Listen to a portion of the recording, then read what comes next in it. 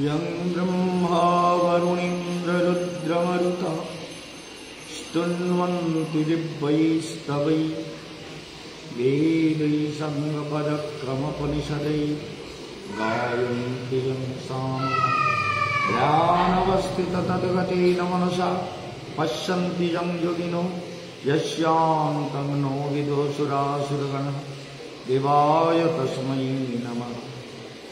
नारायणं नमस्कृत्य नरं चैव नरोत्तमं देवीं सरस्वतीं व्यासं ततो जयमुदीरये। তাহলে আমরা প্রারম্ভে শ্রী গুরুদেবের নিত্যলীলা প্রবিষ্ট ভক্তিহৃদয় বলদেব গোস্বামী মহারাজ তার চরণ কমল বন্দনা করে তার আশীর্বাদ প্রার্থনা করি এবং সমস্ত ভক্তবৃন্দ, বিদ্বৎ সমাজ, বৈষ্ণব মণ্ডলী, স্নেহময়ী, করুণাময়ী, বাৎসল্যময়ী মাতৃশক্তি সবাইকে জানাই আমার হার্দিক অভিবাদন। আপনারা জেনে গেছেন আমি 1 মার্চ কলকাতায় পৌঁছাবো। 2রা মার্চ থেকে আপনাদের সঙ্গে দেখা হবে। দেখব আমি আমার তপস্যার পাওয়ার দিয়ে কতটা লোককে সুস্থ করতে পারি, কার জীবনটা কতটা সুন্দর করে দিতে পারি, আমার এই হাতের পাওয়ারে জগতের কতটা মঙ্গল করতে পারি, সেটা আমি এবারে বিশেষভাবে কাজে লাগাবো এবং সেটা লাগাতে শুরু করেছি অলরেডি। অনেক জায়গায় অনেক কিছু কাজ হচ্ছে, সেই জন্য আপনাদের সে ব্যাপারে সবাই তৈরি হয়ে আসবেন এবং এর জন্য এই যে রোগ সারাবার জন্য এর জন্য কোনো চার্জ দিতে হবে। ওটা যার শ্রদ্ধা হয় ঠাকুর সেবার জন্য যা দেবেন গোপালের কাছে দেবেন, গোপাল থাকবে গোপালকে দেবেন। আপনাদের ওর জন্য কোনো চার্জ করা হবে না যে আমি রোগ সারিয়ে দিলাম তার জন্য এত টাকা দাও, তোমার এই রোগ সেরে দিয়েছি, এরকম হবে না। ওটা আপনার ইচ্ছায় আপনি দেবেন, ওটা আপনার যা শ্রদ্ধা। ভাগ্য বিচার করাতে যে চার্জ লাগে সেটা তো জানেনই, তবে ভাগ্য বিচারগুলো করে নেবেন, তাতে আপনাদের জীবনে কেন এই রোগটা এসেছে সেটা তো আপনাকে জানতে হবে এবং সেই গ্রহের মন্ত্র জপ করলে আর দ্বিতীয়বার ওটা ব্যাক করবে না, রিটার্ন হবে না। এই জন্য আপনাদের উপাসনা, মন্ত্র জপ, ধ্যান এগুলো করতে হবে। আমরা জ্ঞানের 7টা ভূমিকা আপনাদের বলছিলাম। ভগবান এখানে বলছেন, দেখো যে চৈব সাত্বিকা ভাবা রাজসা তামসাশ্চ যে মত্ত এবেতি তান বিদ্ধি নো ত্বহং তেষু তে ময়ি। আমি তার মধ্যে থাকি, সে আমার মধ্যে থাকে। অদ্ভুত ব্যাপার। ভগবান বলছেন যে দেখো যে চৈব সাত্বিকা ভাব, যে সকল সত্যগুণ, রজগুণ এবং তমগুণ হতে উৎপন্ন হয় তা সবই আমার হতে উৎপন্ন হয়েছে। আর যেন সেই প্রকৃতপক্ষে আমি সেইগুলিকে নেই এবং সেইগুলিও আমাতে নেই। কথাটা বুঝতে পারছেন? আমার মধ্যে সব আছে, আবার আমি কোনো কিছুতে নেই। এই সত্যগুণ, রজগুণ, তমগুণ, কারণ এগুলো তো সব আমারই সৃষ্টি। সৃষ্টি যখন আমার, বীজ যখন আমি যখন সমস্ত সৃষ্টির বিস্তার করেছি, তাহলে আমার মধ্যেই সব আছে। আবার সব কিছুর মধ্যে থেকেও আমি তার থেকে আলাদা। এই জ্ঞানটা ভগবান, এই জ্ঞান বিজ্ঞান যোগ 7ম অধ্যায়ে ভগবান এগুলো আমাদের বোঝাতে চাইছে যে দেখো তোমার সত্যগুণও আমি, রজগুণও আমি, তমগুণও আমি। একটা লোকের পাপ প্রবৃত্তিও আমি, আবার সাধনার প্রবৃত্তিও আমি। তবে যে যেটা গ্রহণ করে সে তেমন ফল পায়, যে যেদিকে দৌড়ায় সে তেমনই ফল পায়। সত্যগুণের দিকে দৌড়ালে সাত্বিক ফল পাবে, কিন্তু আমি ওর মধ্যে ইন্টারফেয়ার করি না, মানে আমি হস্তক্ষেপ করি না। ভগবান বলছেন আমি কিন্তু তুমি যা করবে সেটাতে আমি হস্তক্ষেপ করব না। মনে রাখতে হবে যে ভগবান কোনো কিছুতে হস্তক্ষেপ করেন না, সৃষ্টির কোনো কিছু। জীব তার প্রারব্ধ ভোগে, তার কর্মফল ভোগে, তার জীবন পথ নিজেই নির্ধারণ করে। সেই জন্য এগুলো আমাদের মনে রাখতে হবে যে আমরা ভগবানকে যদি সাধনা করতে চাই তাহলে জানতে হবে সবই তার। একটা পাপী পাপ করছে, সেই পাপটার মধ্যেও ভগবান আছে, কিন্তু পাপের ফল ভগবান ভোগ করেন না। পাপের ফল পাপীকেই ভোগ করতে হয়, জন্মান্তরে হলেও। অবশ্যমেব ভোক্তব্যম কৃতম কর্ম শুভাশুভম। যতটুকু ধ্যান করবে, যতটুকু মন্ত্র জপ করবে, যত ঈশ্বরে মনোনিবেশ করবে, তার ফল তুমি অবশ্যই পাবে, অবশ্যই পাবে।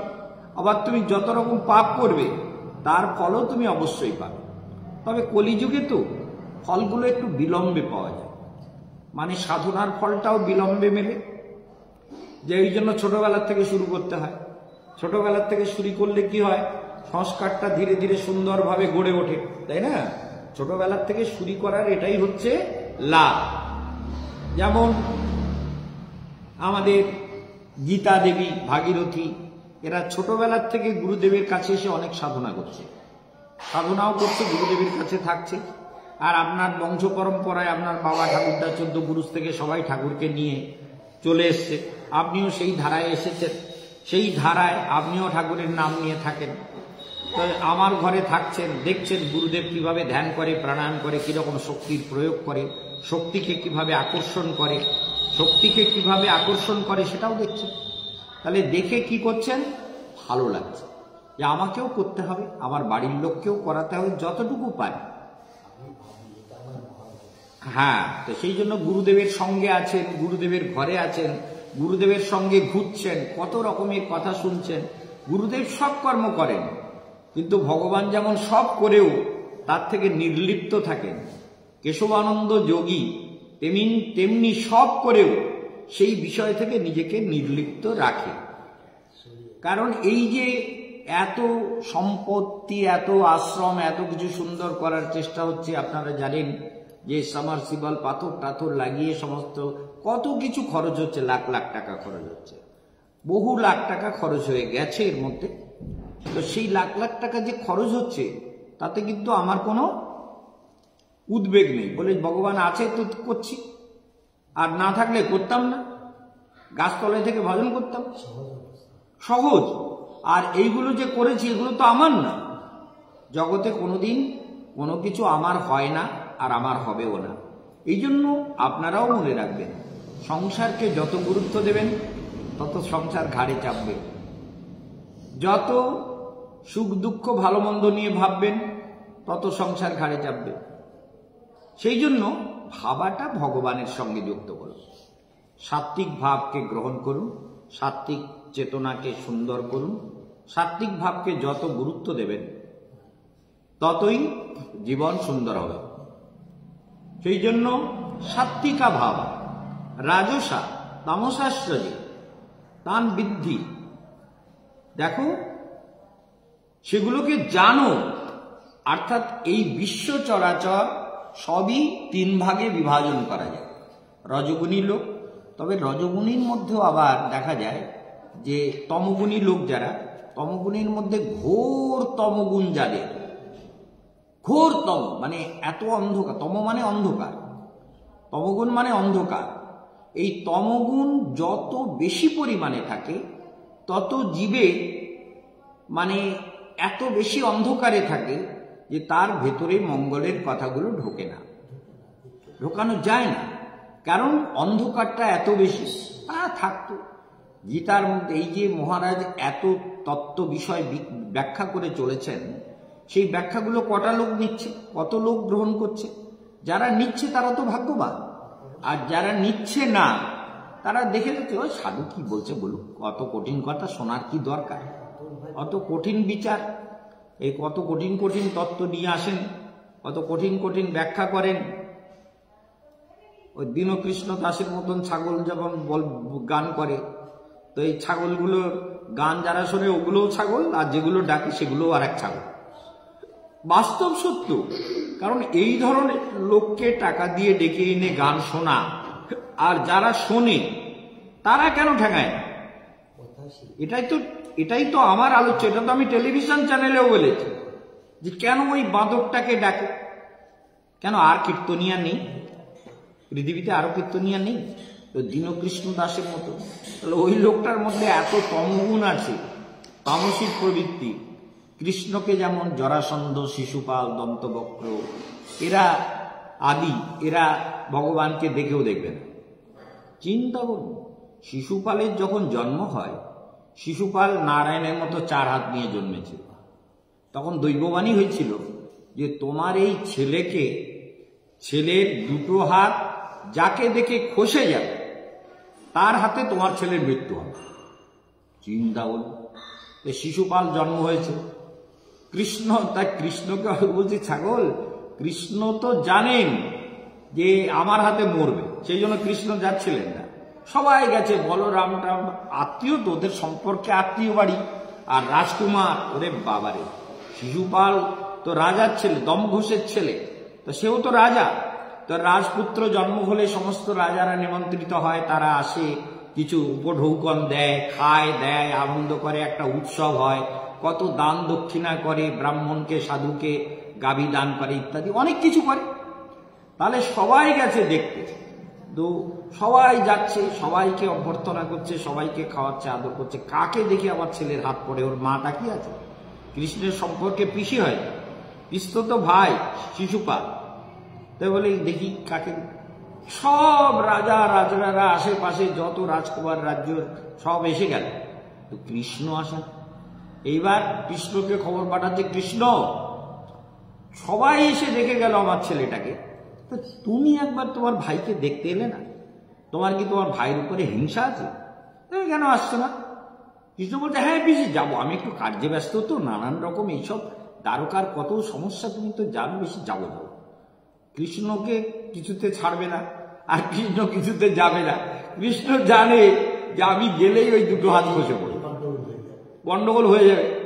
এইবার কৃষ্ণ আর যাচ্ছে না, বারবার ডেকে কৃষ্ণকে কৃষ্ণ আর যখন বলে, পিসি বলে, তোকে আমার দিব্যি, তোর মার দিব্যি, তোর বাপের দিব্যি, তুই আয় আমার ছেলেটাকে একটু দেখে দে। কৃষ্ণ বলে, এই তো মহা সমস্যার কথা, পিসি তো মহা সমস্যায় ফেলেছে। তা ঠিক আছে, যাই, যা হবে হবে। বলরাম কৃষ্ণের দিকে তাকাচ্ছে, কৃষ্ণ বলছে, দাদা আমি যাচ্ছি। বলে যা। এখন কৃষ্ণ গেছে, গিয়ে দেখে, যেই কৃষ্ণ গিয়ে দাঁড়িয়েছে, এই শিশুপালের 2 হাত খসে পড়েছে। অপরাশ, হ্যাঁ কৃষ্ণ, তোর হাতে আমার ছেলে মরবে? বলি কেন পিসি, আমার হাতে মরবে কেন তোমার ছেলে? বলে হ্যাঁ, দৈববাণী হয়েছে ওর জন্মের সময় যে যাকে দেখে ওর 2 হাত খসে পড়বে তার হাতেই ওর মৃত্যু হবে। বলে আমার হাতে মরবে কেন পিসি? আমি তো তোমার ছেলেকে মারবো কেন? আমার ভাই না? এটা উল্টো পাল্টা কথা বললে হয়? বলে না কৃষ্ণ, তোকে কথা দিতে হবে, তুই আমার ছেলেকে মারবি না। তুই আমাকে দিব্যি করে বল যে আমার ছেলেকে হত্যা করবি না কোনোদিন, কোনো কারণে, যত অপরাধ করবি। কৃষ্ণ বলছে, পিসি এইটা তো বলা যায়। বলে কেন? তুই পিসিকে এইটুকু কথা দিতে পারবি না যে ভাইকে মারবি না? বলে না, ওটা দেখো পিসি, একটা কথা দিতে পারি, তো তোমার ছেলের অপরাধ, এই বস বারবার নড়ে, তো আমার ছেলে, বলে তোমার ছেলের পিসি, আমি একটা কথা তোমাকে যখন দিতেই হবে কথা, তুমি যখন এত দিব্যি দিচ্ছ, তোমার ছেলের 100টা অপরাধ আমি ক্ষমা করব, 100টা গুনে 100টা অপরাধ ক্ষমা করব, তারপরে কিন্তু ওকে আমি ছেড়ে দেবো। পিসি আর কি বলে? বলে ঠিক আছে, তাহলে কৃষ্ণ তোর হাতেই মরবে ছেলেটা। বলে তা আমি জানি, ও যদি অপরাধ না করে তাহলে তো আমি মুখে মারবই না। ও যদি আমার প্রতি অপরাধ না করে তাহলে ওকে সাবধান করে দিও যে কৃষ্ণের সঙ্গে বিবাদে যাস না, কৃষ্ণের সঙ্গে ঝগড়া করিস না, কৃষ্ণকে অপমান করিস না, কৃষ্ণের প্রতি বিদ্বেষ করিস না, তাহলেই তো বেঁচে গেল। তোমার ছেলে মারবো কেন আমি? 100টা অপরাধ ক্ষমা করবো তো আমি, 100টা। শিশুপাল কৃষ্ণের হাতে যখন দেখা গেল যে শিশুপাল কৃষ্ণের নিন্দা তো সমানে করে, কৃষ্ণ বলে, দেখো ভাই, একটা কথা বলি, এইসব করো না, কারণ আমি পিসিকে কথা দিয়েছি, তোমাকে মারবার ইচ্ছা আমার নেই। ভাই তুই কি মারবি? তুই ওই গোপীদের সঙ্গে নাচিস গাস, জোর, মাখন চুরি করে করে খেতিস, তো কত বদনাম, তুই সব ওই বৃন্দাবনের মেয়েদের সঙ্গে নেচে বেরিয়েছিস, কত মেয়েকে বিয়ে করেছিস, অসংখ্য নরকাসুরের ওখানে যত মেয়ে ছিল সবাইকে বিয়ে করেছিস। এইগুলো আর একটা কথা বলি আপনাদের, ফেসবুকে ইসকনের লোকেরা এক এক রকম ব্যাখ্যা এক এক সময় দেয়, কিছু ভালো দেয়, কিছু মূর্খতাপূর্ণ ব্যাখ্যা দেয়। কৃষ্ণ 16,108 মহিষীকে বিবাহ করলেন, 8টা মহিষীকে তো কৃষ্ণ বিয়েই করেছিলেন, আর 16,100 নরকাসুর যাদেরকে 20,000 পূরণ করে বিয়ে করবে বলে রেখেছিল তাদের উদ্ধার করেছিলেন। তো উদ্ধার করলেন, ঠিক আছে, ওরা বলছে কৃষ্ণ তাদের শুধু যেহেতু তাদের সমাজ গ্রহণ করছিল না, এইসব বলছে, তাদের ইসকনের ব্যাখ্যা, তাদের সমাজ গ্রহণ করবে না, একবার তাদেরকে নিয়ে গিয়ে রেখে দিয়েছে গুহার মধ্যে, একদম মানে বিরাট তার সেই এর মধ্যে, প্রাচীরের মধ্যে, অতএব ওদেরকে আর সমাজ গ্রহণ করবে না, সমাজ তখন এরকম ছিল, সেই গ্রহণ করবে না বলেই বাধ্য হয়ে কৃষ্ণ বলছে ঠিক আছে আমি তোমাদের পত্নী বলে স্বীকার করব, কিন্তু আমার সঙ্গে পতির কোনো সম্পর্ক থাকবে না। এইসব নাকি ব্যাখ্যা। শাস্ত্রে বলা হয়েছে যে কৃষ্ণ পরম পুরুষ, 16,000 কেন, 16 লক্ষ বিয়ে করতে পারে, 16 লক্ষ রূপ ধারণ করতে পারেন, তিনি তো সর্বশক্তিমান। তাকে এইরকম একটা ব্যাখ্যা করে কৃষ্ণকে ছোট করে, কারণ নারদ গিয়ে দেখছিলেন যে প্রত্যেক রানীর গৃহে, নারদ গিয়ে যে রানীর গৃহে দেখেন সেখানে কৃষ্ণ, যে রানীর গৃহে, মানে যার বা ঘরে যান সেখানে কৃষ্ণ। কোথাও দোলনায় দোল খাচ্ছেন, কোথাও গল্প করছেন, কোথাও খেলা করছেন, কোথাও বাচ্চাকে আদর করছেন, কোথাও নানান রকমের দৃশ্য নারদ দেখে, নারদ ওই মানে দ্বারকার ওই মানে আঙ্গনে গিয়ে ধ্যান করছে, গভীর ধ্যান করছে, বলে কৃষ্ণ কি, পরমসত্য কি, এ আমি যে এত কৃষ্ণকে দেখছি, যে শত শত হাজার হাজার করে যেখানে যাই সেখানে কৃষ্ণ, এই কৃষ্ণ, এত কৃষ্ণ, এত কৃষ্ণ, এত কৃষ্ণকে আমি কিন্তু কৃষ্ণকে দেখতে পাচ্ছি। এই জন্য কৃষ্ণ, এত কৃষ্ণ কি করে হয়? আমি বাকি বিহারীর রূপটাকে যদি দেখতে চাই তাহলে বাকি বিহারী চলে আসবে আমার এখানে, ললাটে চলে আসবেই। সেই জন্য বলে এত কৃষ্ণ ধ্যান করছে, কৃষ্ণ সামনে এসে দাঁড়িয়ে বলছে কি নারদ তুমি এসেছো, এসো এসো এসো তোমাকে বসে। বলে না প্রভু আমার একটা সমস্যা হয়ে গেছে। বলে কি? বলে আপনি তো আমার মনের কথা সব জানেন। বলে তা জানি, তা তুমি অতিথি না, আমি গৃহস্থ লোক, আমার বাড়িতে তুমি একটা সন্ন্যাসী, একদম বিনা যন্ত্রে সারা পৃথিবীতে আমার নাম প্রচার করো, তা তোমার একটা স্বাগত জানিয়ে বসিয়ে টসিয়ে সেবা শুশ্রূষা করবো, এটাই তো আমার ইচ্ছা। আচ্ছা কৃষ্ণ এইসব চালাকি কথা অনেক শুনেছি, ও আমি জানি, আর তুমি আমাকে একটু বলো তো তুমি এই সব ঘরে, বলে ও এই কথা, তো এত বিয়ে করেছিস যখন সব ঘরেই আমাকে থাকতে হবে, তো বউগুলোর সঙ্গে যদি আমি না থাকি তাহলে বউগুলো কি করবে? হ্যাঁ, বউগুলো কষ্ট পাবে তো। আমি তো সব জীবকে আনন্দ দিই, অনন্ত বিশ্বের প্রভু আমি, সবার প্রতি আমি, পতিং পতিনাং পরমম পরস্ত্বাৎ। ভালো করে শুনবেন, ভাগবতের এই কথাটা মনে রাখতে হবে। গোপীনাং, সমস্ত গোপীদের, গোপীনাং পতিনাঞ্চ পতি, গোপীদের পতিদেরও পতি কৃষ্ণ, জগতের পতি। হে কৃষ্ণ করুণা সিন্ধু দীনবন্ধু জগৎপতি। তাহলে কৃষ্ণ জগতের পতি, পতি মানে কি? রক্ষক। তিনি সারা জগতের রক্ষক, সারা জগৎকে পালন করতে পারে। 16,000 কেন, 16 লক্ষ 16 কোটি পৃথিবীতে তিনি তো এক এক বিশ্বে, এক এক ব্রহ্মাণ্ডে এক এক রকম লীলা করেন। সেই পরম সত্যকে আমরা কেন লিমিটেশনের মধ্যে নিয়ে আসবো? এটা কি কৃষ্ণের মহিমা বলা হলো, না কৃষ্ণকে ছোট করে দেওয়া? কৃষ্ণ তো অনন্ত শক্তিমান, তিনি তো অনন্ত জগৎকে একসঙ্গে পালন করতে পারেন, অনন্ত জগৎকে একসঙ্গে পালন করছেন। বিশ্ব চরাচর, বিশ্ব ব্রহ্মাণ্ড, জীব জগৎ সবাইকে পালন করছেন, তাহলে তার সেই শক্তি আছে, তিনি করতেই পারেন। সেই জন্য ভগবান বলছেন যে সেগুলোকে তুমি জানো। কি জানো?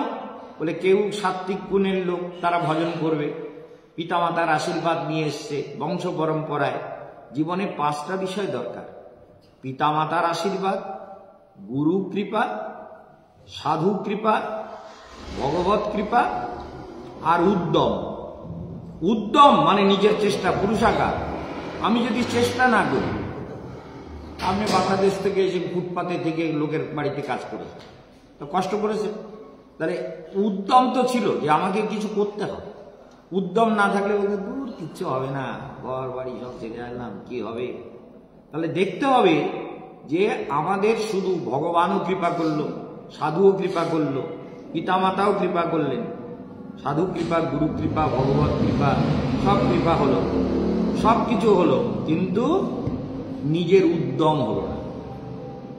আমরা যখন ব্যাকরণ পড়েছি তখন আমাদের শেখানো হয়েছে উদ্যমী পুরুষ সিংহস্য মুপৈতি লক্ষ্মী। উদ্যমী পুরুষ সিংহ, সেই পুরুষ সিংহের মতো। যেমন সিংহ বনের রাজা হলেও তাকে কেউ খাবার এনে খেতে দেয় না, তাকেও চেষ্টা করে বলে আমি সিয়াজি রাজা, আমারে খেতে দাও। বনের রাজা হলেও সিংহ কিন্তু তাকে চেষ্টা করে, বাঘকে তাড়িয়ে দিয়ে খাবার নিয়ে নিল, কিংবা আর কেউ খাচ্ছে তার খাবার নিয়ে খেয়ে নিল, কিংবা নিজে গিয়ে খাবার ধরে নিল। তাই এই যে সিংহ, সিংহকেও তার পুরুষাকারকে কাজে লাগাতে হয়। কি করতে হয়? তার পুরুষাকার মানে তার চেষ্টা, তার উদ্যম, তাকে কাজে লাগাতে হয়, তা নাহলে তারও খাবার জুটবে না। এই জন্য এই পৃথিবীতে মানুষের কি দরকার? উদ্যম। পিতামাতার আশীর্বাদ থাকতে হবে, গুরু কৃপা থাকতে হবে, ভগবত কৃপা থাকতে হবে, আর সাধু কৃপাও থাকতে হবে, মানে সৎচিন্তা থাকতে হবে, আর উদ্যমটাও থাকতে হবে। উদ্যম যে আমি এটা করব।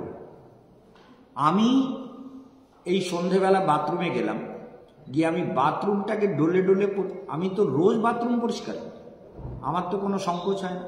বাথরুমটাকে আমি রোজ ডলি, দেয়ালের গায়ে কোনো দাগ কালো দেখলে আমি ডলে পরিষ্কার করি, বলে যেটুকু সময় আছে যতটা পারা যায় বাথরুমকে ঝকঝকে করে রাখো। আরো অনেক কিছু করি, সব বলা যাবে না। ও বাথরুমের প্যানের মধ্যে পা ঢুকিয়ে ভালো করে ডলে ওই প্যানটাকে পরিষ্কার করি, ওই জন্য ওটা ঝকঝক করে, অত সাদা থাকে, তা নাহলে ওটাতে নোংরা নোংরা দেখায়। ও আমি ওর মধ্যে থাকতে বাথরুমে যেতে পারি। সেই জন্য আমি নিজে সব কাজ, আজকে সকালবেলা পরিষ্কারের সময় নিজে ছিলাম, সব এখানে ঘষো ওখানে ঘষো পরিষ্কার করে দিয়েছি। কেন? এই পরিষ্কার পরিচ্ছন্নতার একটা রুচিবোধ। ভারতবর্ষকে প্রধানমন্ত্রী নিজে মেথডদের পা ধোয়াচ্ছেন, প্রধানমন্ত্রী নিজে ঝাড়ু দিচ্ছেন যে ভারতকে পরিষ্কার রাখবো। আমাকে বলে আপনি ঝাড়ু দেবেন না, আমাদের ঝাড়ু দেন। আরে সেটা ঠিক আছে, শিষ্যের ধর্ম, গুরুকে দিয়ে কাজ না করানো করো, কিন্তু পরিষ্কার করাটা আমাদের পরম কর্তব্য, পরিচ্ছন্ন রাখা। এখানে তো এই জঙ্গলের মধ্যে এই বৃন্দাবনে আমারই আশ্রম ছিল, আর কেউ তো আশ্রম করেনি, কোনো বাড়ি ছিল না, কিন্তু আমি সব জায়গাগুলো চেষ্টা করতাম আশেপাশে কতটা পরিষ্কার রাখা যায়। সব সময় দুনিয়ার প্লাস্টিক কাগজ উড়ে এসে আসতো, আশ্রমের গায়ে এসে আটকে যেত, কারণ এত বড় একটা আশ্রম এইখানে এসে আটকে যেত। সেগুলো সব আমি জড়ো করে শনিবারের দিন শনি মন্ত্র বলে দক্ষিণাকালীর নাম করে আগুন লাগিয়ে দিতাম। করেছি না? দেখেছিস? তাহলে আচার্যকে যিনি আচরণ করে শিক্ষা দেন, আচিনতি য শাস্ত্রার্থম আচারে স্থাপয়ত্ব, শাস্ত্রের অর্থকে যিনি নিজে আচরণ করে আচারে স্থাপন করেন, স্বয়ং আচরতে যস্মাদ আচার্যস্তেন কীর্তিত, তিনি আচার্য, তিনি গুরু, যিনি নিজে আচরণ করে শিক্ষাদান করেন। আজ আমার 67 বছর বয়সে আমি তো কোনো কাজে দ্বিধা করি না। আমার শরীরে এত বড় সুগার, আজ 31-32 বছর হয়ে গেল, এত হার্ট অপারেশন হয়ে গেল, গল ব্লাডার অপারেশন হয়ে গেল, কিন্তু আমি কোনো কর্ম দেখে তো ভয় পাই না, আর কোনো কর্ম দেখে তো পিছিয়ে পড়ি না।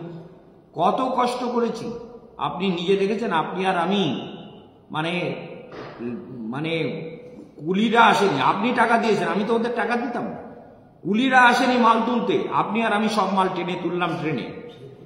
তাই সেই যে অতগুলো পেটি কুলিদেরকে টাকা দিয়ে 400 টাকা কুলি এলো না, আপনি আর আমি সব মাল তুললাম, তারপরে গাড়ি ছেড়ে দিয়েছে, ওরা এসে বলছে টাকা দাও। সেটাকে টুনডুলার ওই কথাটা চিন্তা করুন। তাহলে আমার তো হার্টের অপারেশন, সেই অবস্থায় তো আমি কাজ করছি, তাহলে কাজ করতে গেলে মানবের হিম্মত থাকা দরকার। হিম্মত যদি না, মানে উদ্যম, যে হ্যাঁ এটা করে নিতে হবে, ওরা এলো না বয়ে গেল, আমাকে করে নিতে হবে, আমার কাজ আমাকে করে নিতে হবে। এ তো এই ছন্দার বুড়ি এরা আমার সঙ্গে থেকে দেখেছে কি বড় বড় ব্যাগ টেনে টেনে আমরা নিয়ে চলেছি। তাহলে আচার্য কে, গুরু কে? যিনি আচরণ করে শিক্ষা দেন, তিনিই গুরু। শাস্ত্রের কথাগুলোকে যিনি স্বয়ং আচরত, নিজে আচরণ করে শাস্ত্রের অর্থকে জগৎকে শিক্ষা দিতে পারেন, তিনি গুরু। সেই জন্য মনে রাখবেন, যাকে তাকে গুরু বলে, আমার গুরুদেব না সোনার সিংহাসনে বসে থাকে, রূপোর সিংহাসনে বসে থাকে, সোনার মুকুট মাথায় থাকে। জ্যোতিষীগুলো ছাগল বলে আজকের আমাদের এই জ্যোতিষ মুখ, তিনি আজ সোনার মুকুট ধারণ করলেন। তো সোনার মুকুট ধারণ করলে কি ও জ্যোতিষী বড় হয়ে গেল? ছাগল, আমি তো সোনার মুকুট কেন, আমি সারা গায়ে সোনা পড়তে পারি। তো সোনার মুকুট ধারণ করলে জ্যোতিষী হয়? ছাগল কোথাকার, সোনার মুকুট ছাগল মার্কা জ্যোতিষী। বলে আজকে পেপারে দিয়েছে, পেপারে দিচ্ছে আজকের মুখ জ্যোতিষী, তার ফটো দিয়ে তিনি আজকে স্বর্ণ মুকুট গ্রহণ করলেন। স্বর্ণ মুকুট গ্রহণ করেছে, তো সোনার লোককে ঠকিয়ে ঠকিয়ে টাকাগুলো কামিয়েছিস, লোককে গার চুল, গার ময়লা, মাথার চুল। আমাকে বাপ্পা বলছে, বলে একজন এসেছে 16,000 টাকার কবচ দেবে, তা কবচটা কি বানিয়েছে বাড়িতে রেখে এসে, আনতে মনে নেই, লোক এসে গেছে টাকা দেবে। এখন যেদিন আসার কথা ছিল টাকা বোধহয় জোগাড় হয়নি, তো এসেছে সেদিন, এবার সে এসে গেছে, ও দেখে নিয়েছে যে লোক এসে গেছে, তখন বলতেছে এরি কবচটা তো বাড়িতে ফেলেছি, তাড়াতাড়ি একটা মাদুলি জোগাড় বলে বসুন, আপনার কবচ হয়ে যায়। মাদুলি ওকে দিয়ে আনিয়ে নিয়ে তার মধ্যে নিজের মাথার চুল কেটে ঢুকিয়ে দিয়ে মোম দিয়ে বন্ধ করে 16,000 টাকা নিয়ে নিয়ে। কিরাম দেখুন, সে আজকের কথা না, কবে কি রকম জ্যোতিষী। আহা, হ্যাঁ, এই ছাগলগুলো সোনার মুকুট ধারণ করে, বলে আজ স্বর্ণ মুকুট ধারণ করলেন আমাদের জ্যোতিষী উমুক না। ওরে ছাগল, স্বর্ণ মুকুট ধারণ করলে জ্যোতিষী হয়? পরের টাকা এরকম করে ফাঁকি দিয়ে আমরা কবচ খুলে দেখাচ্ছি, একটা সরস্বতী কবচ দিয়েছে, কি জানো নাম, ওই আমাদের গুরু ভাইয়ের ছেলের ছেলে, গুরু ভাইয়ের জামাইয়ের ছেলেকে, সে মিলিটারিতে চাকরি করত, তার ছেলেকে সরস্বতী কবচ দিয়েছে। কে দিয়েছে ওটার নাম কি জানো? নামগুলো সব আমি টেলিভিশনে বলেও দিয়েছি।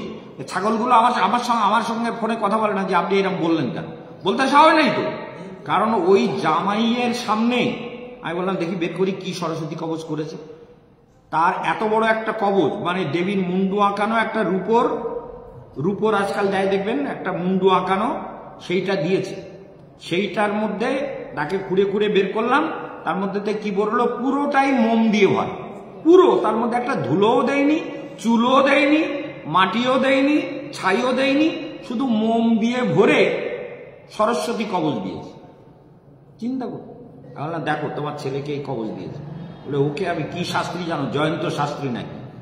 এমন একটা ছাগল, সে শুধু মোম দিয়ে ভরে সরস্বতী কবচ দিয়েছে, শুধু মোম, তাতে কিচ্ছু নেই। একটা মন্দিরে তুলসী পাতাও দিলে দিত, তা কিছু একটা দিত, কিংবা একটা ঠাকুরের চরণে ফুল সংকল্প করে, কিচ্ছু দেয়নি। কবচগুলো তৈরি করতেও জানে না, তো তৈরি করতে গেলে তো লিখতে হয়। আমাদের ছন্দাকে কবচ লিখতে গেলে কিভাবে লিখতে হবে ওকে তো শেখানো হয়েছে, কিভাবে কবচ লেখা হয়। আমাদের কবচগুলো আমাদের কাছে নিয়ে এসে বলে কবচটা কি খারাপ হয়ে গেছে, তাহলে আমার কবচ কোনোদিন খারাপ হয় না। যদি কবচের নিয়ম মানো, আর একটা মাদুলিতে ঢুকে কবচটা যদি মেনে থাকো নিয়ম, তাহলে কবচটাকে আর একটা মাদুলির মধ্যে ঢুকিয়ে ওটাকে যদি নিয়ম মেনে থাকো, আর নিয়ম যদি না মেনে থাকো, কবচে অশ্রদ্ধা করে থাকো, কবচের শক্তি নষ্ট হয়ে গেছে, নূতন করে পড়তে হবে। আমার কবচ নষ্ট হয় না, কারণ ও কবচটা এমন ভাবে তৈরি করা হয়, এমন বিধিতে তৈরি করা হয় যে ওই কবচটাকে সহজে বের করাও যাবে না, এরকম মোমের মতন খুঁটিয়ে বের করে দেখা না একটা কবচ দেখে। আর একজন কি করেছে, দেবী কবচ নিতে পাঠিয়েছে আমার কাছে। ছাগলগুলোর কথা ভালো করে শুনে রাখো, হ্যাঁ, না দেবী মহাশক্তি কবচ নিতে পাঠিয়েছে এক বুড়োকে। এসে বলে কত দাম, তখন বোধহয় কত 1600 টাকা না কত ছিল। তো এইবার টাকা দিয়ে কবচ নিয়ে গেছে, নিয়ে চলে গেছে, চলে গিয়ে ওই জ্যোতিষী পাঠিয়েছে কিন্তু ওকে। এইবার জ্যোতিষী নিয়ে গিয়ে খুলে দেখেছে যে কবচটা এইভাবে তৈরি হয়, ও দেখে নিয়েছে, নিয়ে ওইটাতে মোম দিয়ে ভরে গিয়ে মানে পাঠিয়ে দিয়েছে। কদিন পরেই মানে 5-7 দিন পরে এসে বলতেছে, বাবা আমি গরিব মানুষ, আমার টাকা পয়সা নেই, আমার টাকা পয়সাটা যদি ফেরত দেন, কবচে কোনো কাজ হচ্ছে না, আমি নিতে পারছি না, এই কবচটা নিয়ে যদি টাকাটা ফেরত দেন। আমি তো এসব সহ্য করতে পারি না, আবার তো অধৈর্য ব্যাপার। আরে এই ওর টাকা দিয়ে সঙ্গে সঙ্গে দিয়ে দাও, বেরো এখান থেকে, বেরো, ওর মুখ দেখতে চাই না। দিয়ে তারপরে কবচটাকে দেখি শুধু মোম ভরে দিয়েছে, মানে আমার কবচটাকে বের করে নিয়েছে ও শেখার জন্য যে কিভাবে কবচ করে, এত কাজ হয় কি করে। জ্যোতিষীরা দেখে এত কাজ হয় কি করে। মহারাজের কবচ যারা পড়ে তারাই এসে বলে, ওনার কবচ পরে আমার এই হয়েছে, ওনার কবচ পরে আমার এই লাভ হয়েছে, ওনার কবচ পরে আমার এই রোগ গেছে, ওনার কবচ পরে ওনার হাতে স্পর্শ পেয়ে আমার এই উপকার হয়েছে। এত লোক বলে তো, এই জন্য সহ্য হচ্ছে না, তাই বলছে দেখি কবচটা বের করে। তাও আবার কি, তাও আবার ফেরত পাঠিয়ে দিয়েছে টাকা দিয়ে। আমি বললাম খোলতো দেখি কবচ আছে কিনা ওর মধ্যে, দেখি শুধু মোম ভরে কবচ। শুনে রাখুন শালা, আপনারা জ্যোতিষীর কাছে যান না, ওগুলো জ্যোতিষী না, ওগুলো ছাগল কুত্তা, ওই ভেড়িগুলো। চিন্তা করুন, কবচটা বের করে নিয়ে মোম ভরে টাকাটা নিয়ে। আমি তো মানে অসহ্যকর ব্যাপার, আমি তো এগুলো সহ্য করি না। তাহলে এক্ষুনি পাঠিয়ে টাকা দিয়ে দে, এক্ষুনি টাকা পাঠিয়ে টাকা দিয়ে দেবো, ওর টাকা আমার দরকার নেই, তোর টাকা দিয়ে দে। ছন্দাকে বললে, ছন্দা টাকা দেওয়ার বেলা খুব অসুবিধা, টাকা দিতে বললি আর ওর সঙ্গে সঙ্গে রেডি দিয়ে দিল। কিন্তু দিয়ে দেওয়ার মধ্যে আবার অনেক কিছু করতো। আগে বললাম 2000 টাকা দে, তার মধ্যে 3-4টে 500 টাকার নোট দিয়ে আর 100 টাকার নোট দিয়ে 2000 টাকা দিয়ে দিচ্ছে। হ্যাঁ, এগুলো অনেক করেছে। তারপরে ওই স্বর্ণ, মানে যেখানে আমরা স্টোন কিনি তার দোকানে গিয়ে বলছে ইতনা পয়সা জাদা হ্যাঁ ইসমে। আজকাল আমি বলি দুবার করে গোন, ভালো করে গোন, আজকাল গুনতে শিখেছে। ওই সব টাকা বেশি যেত, সেই টাকা আমি বলি গুনকে দেখিয়ে একবার, পয়সা জাদা হোগা, ওই ঘুরে দেখে এত টাকা বেশি। আবার এখন আবার সেইগুলোকে আমি ভালো করে গোন, দুবার করে গোন, মনোরঞ্জনকে দিয়ে গোনা, টাকা সবসময় বেশি দেবে। এটা ওনার দয়া আছে সবার উপরে। হ্যাঁ, এইসব করতো, এখন একটু সামলিয়েছে। আল্লাহ, তুই আমাকে না বলে মুখকে টাকা দিলি কেন, চুপ করে আছে। একজনকে টাকা দিয়েছে 5000 টাকা। 5000 টাকার মধ্যে সে এক মাতাল, তাকে 5 টাকার কয়েন গুছিয়ে, আমি কয়েন গুছাস নে, বাজার করে শেষ করে দে, কয়েন গুছিয়ে লাভ নেই। এবার কয়েন 5000 টাকার কয়েন 5 টাকার যদি হয় সে কতটা। এবার সে এক ফুলওয়ালা ওই বাগবাজার মোড়ে যে বসে, তাকে গিয়ে টাকা দিয়ে দিয়েছে, বলে দাদা আমাকে এটা ক্যাশ করে দেন তো। বলে হ্যাঁ দিদি দিয়ে দেবে। টাকা তাকে দিয়েছে, সে ক্যাশ করে দেবে। তার কাছে আমি বলি টাকা দিচ্ছ না কেন তুমি? তাকে বলতে আমি জানা, আমাকে বহুদিন পরে যখন টাকা দেয় না বলে বলে ফেলিওর হয়ে গেছে, মনোরঞ্জন আর ও দুজন জানে, আমাকে ভয়ে বলে না। আর আমি জানতে পেরে এখন গিয়ে বলেছি 1500 টাকা দিয়েছি। মানে ওই আমি যেহেতু জেনেছি, ধমক দিয়েছি, 1500 টাকা দিয়েছে, আর দেয় না। আমি বলি শালা এই নির্লজ্জর কাছে আর কত বলা যায়। মাতাল তো, মদ খেয়ে ওখানে বাগবাজার মোড়ে, একদম সত্য কথা, মোড়ে ওইখানে মদ খেয়ে ঘুরে বেড়ায়। মাতাল মদখোরের সঙ্গে আমি কত ঝগড়া করব। ওই 5000 টাকা তাকে দিয়েছে। এরকম ওনার করুণা আছে অনেক, তো সেই সব করুণা করে সে টাকা দেন, সে টাকা দেবেও না, মানে ও দিয়ে আসবে। ওর মাতালের দল আছে না, তারা বলতে মহারাজ আপনাকে বলতে হবে না, ও টাকা আপনার কাছে পৌঁছে দেবে আপনার কাছে, আপনি চিন্তা করবেন না, ও খুব ভালো লোক। মাতালরা এসে ওর করতেছে, আরে তুমি টাকা দিচ্ছ না, তুমি টাকা নিয়েছো, ও টাকা দিয়েছে তোমাকে, তুমি টাকা দাও না কেন? তাকে ধমক দিয়েছি। মাতালরা এসে বলতে মহারাজ আপনি কিছু বলবেন না, ও ঠিক সময় মতন টাকা পৌঁছে দেবে। ও ভালো লোক, খুব ভালো। চোরের বন্ধু সাকরের, তো চোরের সাকরেদের, মাতালের বন্ধু। বলে তুই এত টাকা মেরেছি যখন, আমার আজকে ভালো করে মদ খাই। বুঝতে পেরেছেন? এই হচ্ছে দুনিয়া। ভালো করে চিনে রাখবেন কেশবানন্দ বন মহারাজের কথা, ভালো করে শুনবেন আর জীবনটাকে ভালো করবেন। সেই জন্য ভগবান বলছেন যে সবাইকে বিশ্বাস করতে নেই, সবাইকে ভরসা করতে নেই। ভরসা করলেই সমস্যা। আমরা যেমন আমাদের ধ্রুবদাস সাধুকে ভরসা করে তাকে টাকা দিলাম, সে টাকা কিছুতেই টাকা মানে দেব করে এই দিচ্ছে, এই দেব, এই কালকের দেব, এরকম করে করে যে কি যন্ত্রণা দিচ্ছে। এসব পাষণ্ডকে ভরসা করলে জীবনে শুধু ঠকতে হয়।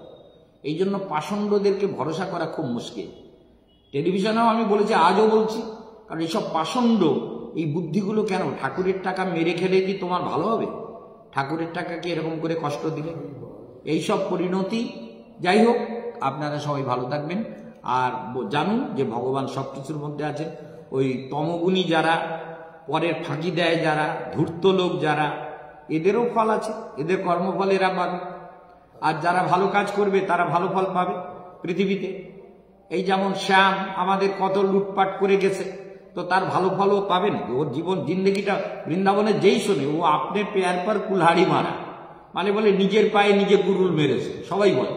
তা বলে, আমি বলে দেখো ওর ফল ও ভোগ করবে, পরিণাম ভোগ করবে, পরিণাম ভোগ করতেই হবে, কর্মের ফল কাউকে ছাড়ে না। পৃথিবীতে মানবকে সেইভাবে চলতে হয়, মঙ্গলের পথে চলতে হয়, তবে মানবের মঙ্গল হয়। হৃদয় সুন্দর হলে তবেই মঙ্গল হয়। হরে কৃষ্ণ কৃষ্ণ কৃষ্ণ হরে হরে, হরে রাম